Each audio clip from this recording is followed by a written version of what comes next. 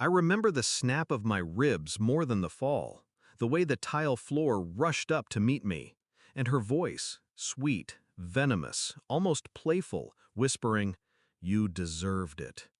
My sister, Bria. I tried to speak, but the pain anchored me. My parents ran, not to me, but to her. My mother stroked her hair like she was the victim. My father asked softly, "It was an accident, right, Bria?" She nodded with that perfect fake innocence. And I lay broken, silent, invisible. What they didn't know was that the red light above the hall blinked. Security camera. The head nurse had seen everything.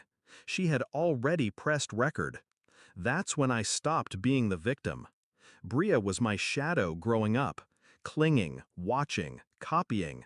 If I painted, she smeared her fingers in my colors. If I won a trophy, she suddenly wanted to play the same sport. But envy has sharp teeth. She didn't want to be me, she wanted to erase me. It started small, my missing sweater turning up in her room, her lies, casual, rehearsed, about how I stole from her. Our parents believed every word. They always did, because Bria was the golden one, the girl who could do no wrong. I was just the problem. The hospital made it worse. Every night they visited her, not me. They told the nurses, "Don't listen to her, she exaggerates. Bria didn't push her, she trips a lot." I stayed silent, let them write their own story, because mine was already unfolding. The nurse, the one who pressed record, slipped me a flash drive. "Keep this safe," she whispered. It was proof. The video was clear, Bria's shove, her smirk, my body tumbling down the stairs. Evidence they could never bury. I didn't rush. Revenge needs patience. I let my wounds heal. I let my family grow comfortable, smug in their blindness. When I was discharged, I pretended gratitude, hugged my parents, smiled at Bria. She leaned into me and whispered, "Still alive? Shame." Her mistake. I started small. Screenshots of messages, copies of her borrowed credit card purchases, old videos from school fights she thought were erased. Piece by piece, I built a portrait of the real Bria. And then I chose my stage. Family dinner. Crowded, loud, relatives stuffed into chairs, plates clattering.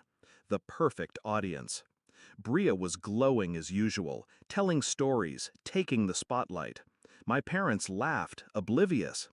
I waited until she lifted her glass. Then I set my phone on the table, pressed play.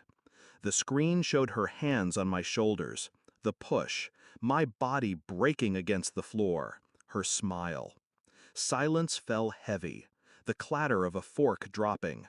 Bria froze, her face drained. "No, no, that's not," she stammered. But I wasn't done. I tapped again. Screenshots filled the screen. Her credit card thefts, her mocking texts about me, her accidents spanning years. Gasps cut through the room like knives. My aunt whispered, "Oh my God!" My parents, their faces collapsed. My mother's hand shook. My father couldn't look at me. "Accident?" I finally spoke. My voice was steady, cold. "Still want to call it that?" Bria lunged for the phone, but I pulled back. Too late. Everyone had seen. And that's when the second phone buzzed in my pocket. The one I'd given to the nurse. Live stream. Every relative who couldn't make it was watching. No one could cover for her. No one could twist the story this time. Bria screamed, denied, clawed.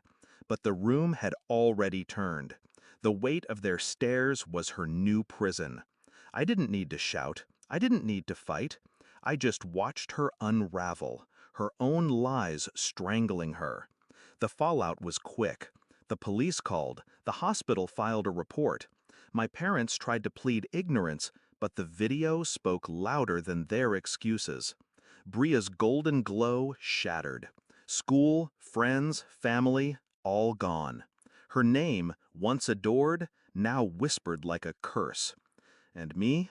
I walked away. Not with joy, not with sorrow, just release. They built her pedestal on my silence. They forgot silence can be weaponized. Now she knows. Now they all know. I can still hear her words sometimes. You deserved it. But she was wrong. I didn't deserve the fall. She deserved the ending. And I gave it to her.